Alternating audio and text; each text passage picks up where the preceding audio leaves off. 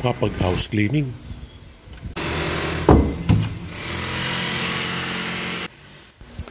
Okay, simulan natin ang paglilinis. Magpapawis na tayo. Walisin muna natin, alisin ang alikabok sa sala at sa mga kwarto.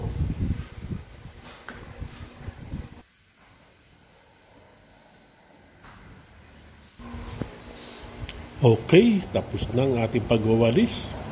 This time, i-floor mop naman natin siya. Lagyan na natin sa bunto. At lagyan na natin ng tubig.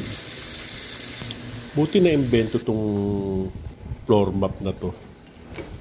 Ang galing. Very convenient. Hindi mo na kailangan pigayin manually. Bahala na yung na magpiga. Ito, sinisimulan nating punasan ng mga sahig. From sala, pati sa kwarto. Ayan. Linis-linis tayo.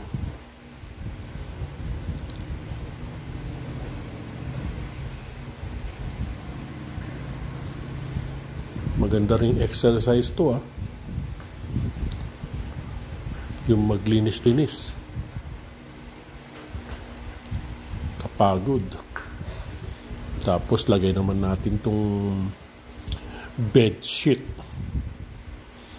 para may mahigaan. Diskarte lang yan, bata. Paano maisusuot tong bed sheet ng mag-isa ka lang? Ayan, tapos na. Nakalatag na ang hihigaan.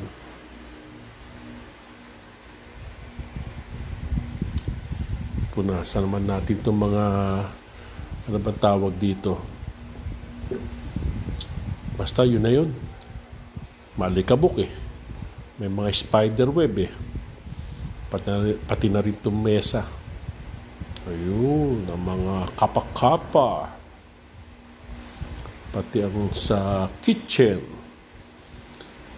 Yung kitchen tiles, malikabok. Okay. Malinis na. Oo. Hindi ko na gaano pinakita sa inyo. Kasi baka mainip lang kayo sa panonood.